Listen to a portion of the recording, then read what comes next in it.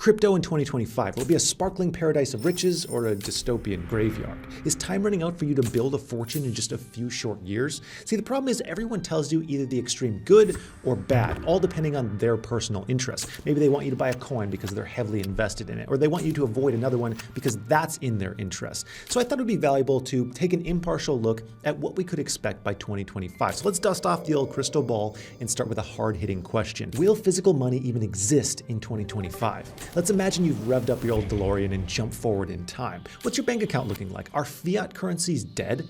I know it sounds a bit ridiculous, but in 2019, 3 out of 10 Americans didn't carry any cash, and ATM usage has been dropping by 10% every year. But will cryptos fill that void? The opinion is divided sharply. It's hard to imagine cash completely dying. Less use, sure, but completely dying? I doubt it. There will always be desire for untrackable value exchange. That's what cash does. In order for crypto to fill that void, we'd have to see major adoption of a stablecoin. Perhaps Bitcoin would be the asset backing the new crypto dollar that we all decide to get behind. And that means Bitcoin's price would surely shoot up. Either way, crypto tech isn't going to disappear, and neither is fiat cash. But that doesn't mean they can't be fundamentally changed or limited. What we're likely to see are more options. Some will be government-backed, others won't. Some will be stablecoins, others will be volatile. People will buy and use the tokens that make sense to them. And failures will disappear into the blockchain graveyard, joining thousands of others that preceded them. If you think about it, it's just like every other product or service ever invented. When people want something, they buy it, they use it. It's that simple. The coins that people don't buy or use will disappear and the fittest will survive. This is a net win for the average person. So what's the verdict on the adoption of crypto in 2025? Now, a question we all want the answer to. How much will Bitcoin be worth in 2025? $10,000, $1 million, 17 cents, somewhere in between? How can analysts confidently predict what the price will be in 3 years' time? Well, I have a secret for you. They can't. But that doesn't mean you need to go in completely blind. You can pick up insights and calculate the fair value by looking at supply and demand, competition, and the cost of production. Now, it's not as easy to do this with crypto as it is for coffee, oil, Twinkies, or other essential commodities, but it is possible. 2025 Bitcoin price predictions are all over the place, from under 100,000 to up and over a million. Looking at the price history of Bitcoin, it's easy to see why most believe it'll only increase from here, yet this is no guarantee of the future. The Bank of England deputy governor said that Bitcoin could theoretically or practically drop to zero. Now that's a bit dramatic, but the real question is, how do you work out the future price of a crypto? Will Dogecoin carry on making millionaires, or will its decline continue? What started as a fairly lame joke about a dog reached a market cap of $85 billion in May 2021. But what does Dogecoin even do?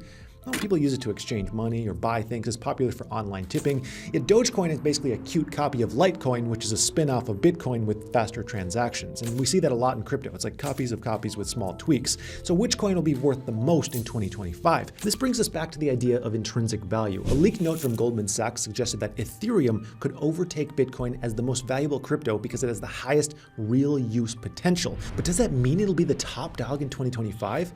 It's not impossible to imagine. See, there's a difference between value and production of value. Take gold. It has value and utility, but it doesn't produce you any cash. Compare gold to something like real estate. It both has value and can produce cash. The fact that real estate can produce cash means we can figure in the expected future return from that property on top of the actual cost of the property, meaning it's actually worth more than it costs. If we translate this to crypto, Bitcoin is like gold. It has value and utility. Ethereum and other general purpose blockchains are more like real estate. They have value, but they can also be staked for income, or even further, businesses can be built on top that produce real cash. And because of this, we may see a day where an Ethereum type service could pass Bitcoin in total market cap, and it could happen before 2025. Back to the crystal ball.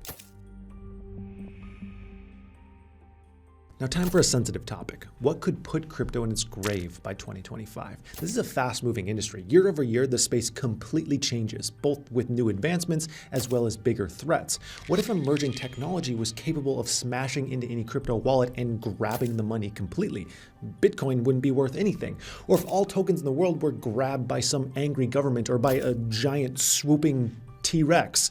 Okay, those examples are a bit unbelievable. There's no way a T-Rex could do that with their tiny arms. But the point is, the future of cryptocurrency is extremely unpredictable. But maybe there are individual parts that we can safely predict, just to give a slightly more clear picture of what the future might be. Here's a good question to ask. Will more people want to buy crypto in 2025 than today? You could argue that crypto dipped into the mainstream in 2021. Prices went sky high. Even my 84-year-old grandpa holds Bitcoin now. For any crypto to increase in price, you need people actually holding and ideally using the coins. And that means making it easier for people to buy and sell. This is something that's thankfully gotten much easier in the past years, but still has a long ways to go. DeFi, for example, decentralized finance, being your own bank. If you want to harness any of the greatest opportunities in crypto, you currently have to be very well versed to get anything done without feeling like you've just jumped into the fourth dimension. And this is a big concern of mine. I've talked to tons of developers in the space, and many seem to miss the point. See, there's an issue when you're so deep into a space. You work in it, your friends work in it, and it's all you think about. You forget what it's like to be a beginner. Because of this, many developers build things with the advanced user in mind, not the average everyday customer who just wants to start earning extra interest on their money or get into staking or whatever they might want to do. I believe we'll continue to see a move towards more and more accessibility. However, the state of crypto in 2025 will really rely on the effort behind this push. It won't just happen automatically. If companies start focusing more and more on the average customer, we will see an explosion in the space, as long as regulations don't get in the way. More on that in a minute. But before that, let's sum up whether usability will be positive or negative by 2025. Question, are cryptocurrencies fairer than fiat money? I mean, that was the entire goal when they started, right? A global currency, not controlled by any one person or entity. Or is it just a front for something else? There have been all sorts of controversies enabling criminal activity, scams and rug pulls, environmental concerns. Bill Harris, he's the former CEO of PayPal. He called Bitcoin the greatest scam in history. However, PayPal now allows you to purchase Bitcoin, so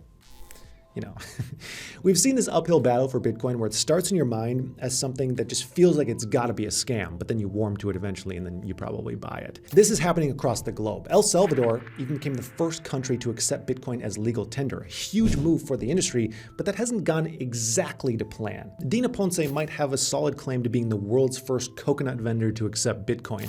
And while sales increased thanks to her acceptance of crypto, she expected the value of Bitcoin to rise as well, giving her even higher returns. And that's part of the problem.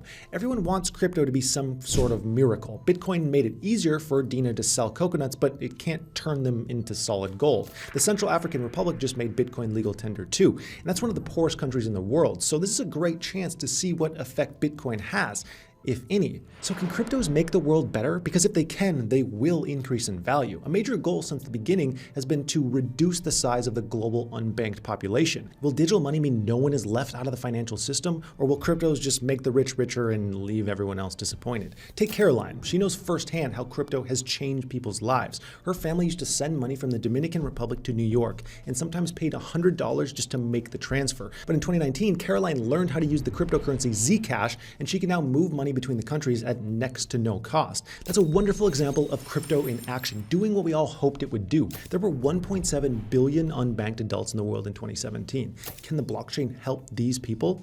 In many ways, yes. This goes beyond payments. There's an emerging industry aiming to solve other issues as well, like business loans, decentralized insurance, and of course, money-making opportunities. And all this sounds amazing, but why does Vitalik Buterin worry so much about the future?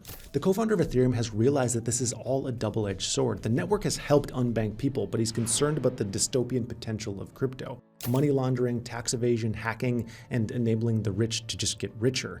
It's a good question. Who has benefited more from the crypto boom in the last few years, the rich or the poor? An investment of $100 when Bitcoin was young would have made you a millionaire today. The chance to make massive profits by 2025 is of course lower. An investment of $100 right now could make maybe $400, $500 by 2025, maybe more, maybe less. It's still a great return, although perhaps not as much as you may hope for. Many people who have made big money were already rich and could afford to throw some cash into a brand new, completely risky space back when it was tiny. I worry that the ground floor type opportunities are going away now that we're seeing big venture capitalists behind nearly every anticipated token release. But I don't want to make it sound like it's impossible. It just takes more work now. In order to make a massive return by 2025, you'll absolutely need to buckle down on research and monitor trends. Now for the big one. Are new regulations going to kill crypto by 2025, or will they make it better? Governments all over the planet have cryptocurrencies in their sights, and this is a tricky balance because the perfect regulation increases safety but doesn't slow innovation. A push too far can cripple the tech. In the US, a lot of regulatory eyes are on stablecoins, tokens pegged to the dollar. The European Union is developing new regulations to, quote, protect its citizens, and China's being China, banning crypto every other month. Then we have CBDCs, this term being thrown around a lot. That's central bank digital currencies, a stablecoin that's backed by a country. The idea is that people would be able to transact on the blockchain with more peace of mind, but some people believe that this is just another control tactic. Analysts think we could see these digital dollars in many major countries by 2025, but could this tech actually kill Bitcoin, or will it just encourage more of us to own different types of cash? On the surface, they go against many of the blockchain's principles that people hold dear. The whole point is decentralization, so a government owning it doesn't really work. But having said that, a government-issued digital cash does add legitimacy to the crypto industry. The average person will think, well, how bad could crypto be if the government is dealing in it? This could speed up the transition to other cryptocurrencies by making them feel more normal. The regulation also means fewer scams and rug pulls, but again, this is a fine balance. Regulations can go too far, strangling the industry and causing prices to plummet. We can actually gain some insights here by looking back at the stock market, specifically the Black Tuesday crash of 1929. 16 million shares were sold in a single day, and this led us to the Great Depression.